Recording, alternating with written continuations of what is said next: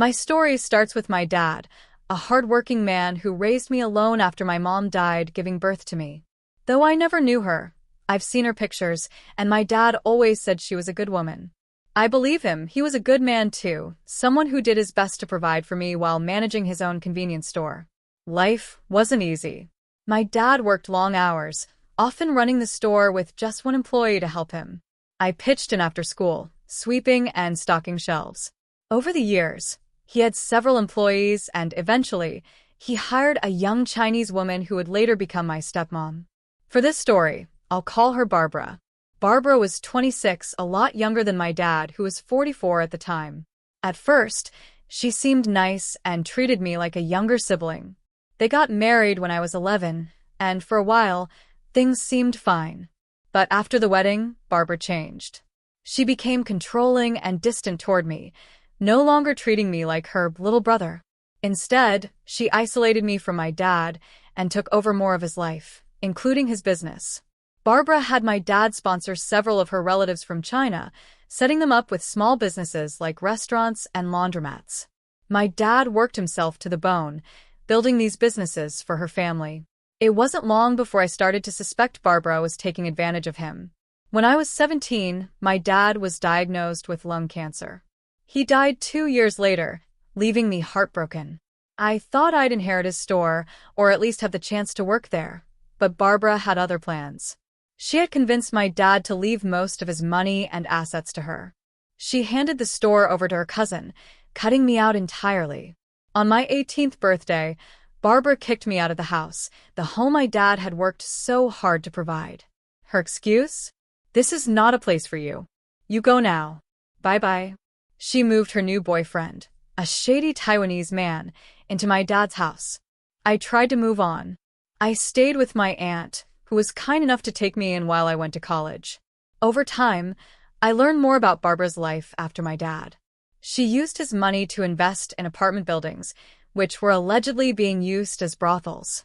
I also found out she was running for city council, trying to build herself up as a pillar of the community. Then one day, I found out something shocking. My girlfriend's brother, Mike, casually revealed that he had been sleeping with Barbara. He described how Barbara used him for sex because her boyfriend wasn't satisfying her and how she showered him with money to keep him quiet. That's when everything clicked.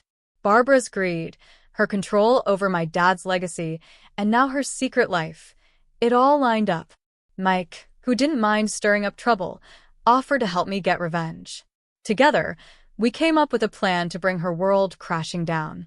The plan started taking shape after Mike's revelation. Barbara had built her life on manipulation and deceit, using my dad's hard work and money to enrich herself and her family while erasing my connection to him.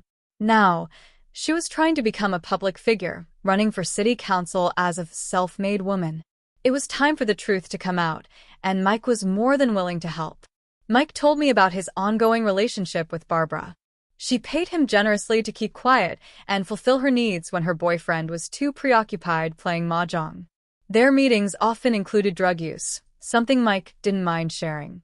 He also hinted at knowing some of Barbara's shadier business dealings, like how her apartment buildings were hubs for illegal activity. We decided to record Barbara in a compromising position, something that would shatter her public image and expose her for who she truly was. Mike offered to plant his phone during one of their meetings to capture everything on video. He wasn't shy about being recorded himself. His rough background and plans to leave for China meant he didn't care about any potential fallout. On the day of the recording, Mike made sure everything was set up perfectly. Using his phone, he recorded Barbara's face clearly while she did drugs, talked about her illegal activities, and disparaged her boyfriend. During the act, he casually got her to mention the date, the house they were in, my dad's, and other incriminating details. The entire clip was about 20 minutes long, but we edited it down to a few damning highlights. Barbara admitting to drug use and offering drugs to Mike. Her mocking her boyfriend and calling him a weakling. Her discussing her ambitions to rise in politics while living off the proceeds of my dad's legacy. A few seconds of them in bed, making it unmistakably clear what was happening. With the final clip ready, Mike left for China to avoid any immediate backlash.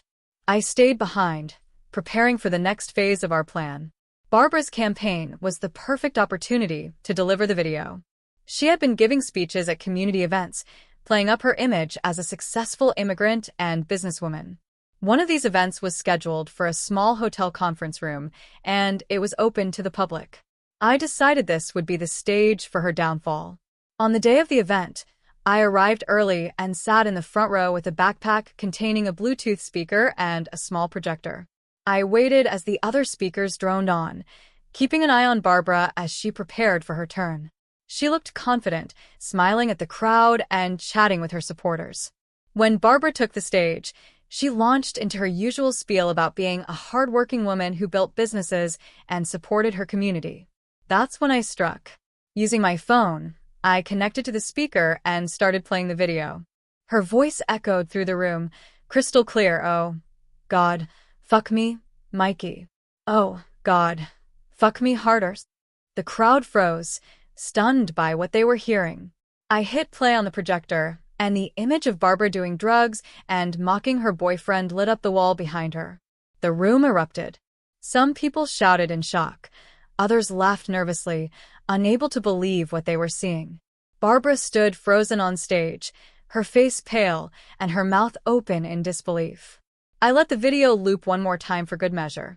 Before anyone could react, I grabbed my speaker and projector, stuffed them back into my bag, and slipped out the side door, where Kay was waiting in the car. Just as I left, I yelled, "This is not a place for you, Barbara. You go now. But bye." The fallout was immediate. Within hours, the video had spread through our community like wildfire. Clips were shared on social media before platforms took them down, and everyone in our neighborhood was talking about Barbara's secret life.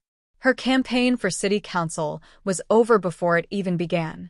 The aftermath of the hotel conference was nothing short of chaos. Barbara's political aspirations crumbled within hours of the video going public. What little reputation she had left disintegrated as word spread through the community about her drug use, affairs, and shady business practices. The video became the scandal of the year. While social media platforms took it down quickly due to community guidelines, it was too late. People in our neighborhood, especially in the tight-knit Chinese community, had already downloaded and shared it privately. It was the topic of every conversation at family dinners, local shops, and gatherings. Barbara's supporters, including the cousins my dad had helped immigrate and start businesses, distanced themselves immediately. Many of their shops began losing customers, their ties to Barbara tainting their reputations. Some of their businesses even folded within weeks. The empire Barbara tried to build off my dad's hard work was crumbling, piece by piece. Her personal life wasn't spared either.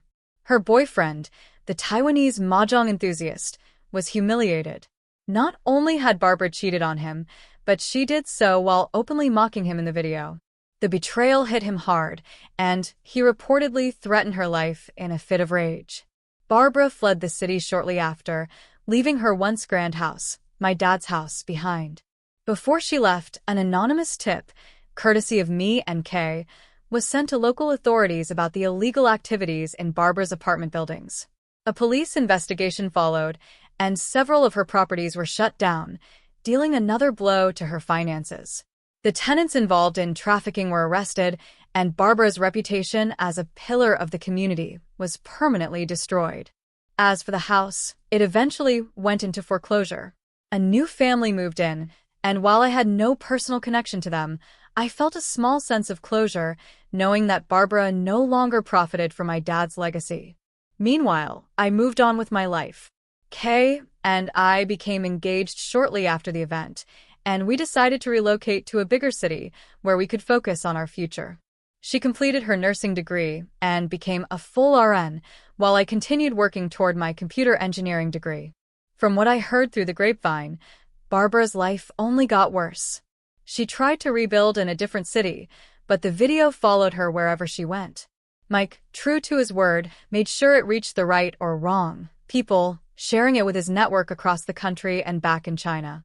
Her political ambitions were dead, her family connections were strained, and her fortune dwindled as her schemes fell apart. Despite the scandal and chaos, I felt a sense of peace. The woman who had stolen my father's legacy and tried to erase my place in his life was finally facing the consequences of her actions. Barbara's downfall wasn't just satisfying, it was liberating.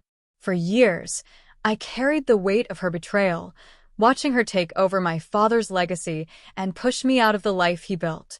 Seeing her empire crumble felt like justice, not just for me but for everyone she had wronged, from my father to the women exploited in her buildings. After the dust settled, life moved forward. Kay and I started fresh in a new city, focused on building a life together. She thrived in her nursing career, and I finished my degree in computer engineering. We supported each other through the ups and downs, creating a partnership that felt worlds apart from the toxic relationships we'd both seen in the past. Every now and then, I'd hear whispers about Barbara's struggles, how she was still trying to rebuild, still running from the shame of the video. But those stories stopped mattering. My focus was on the future, on honoring my dad's memory by living the kind of life he'd be proud of. Reflecting on everything, I realized my dad gave me more than just a roof over my head or a plan for the family business.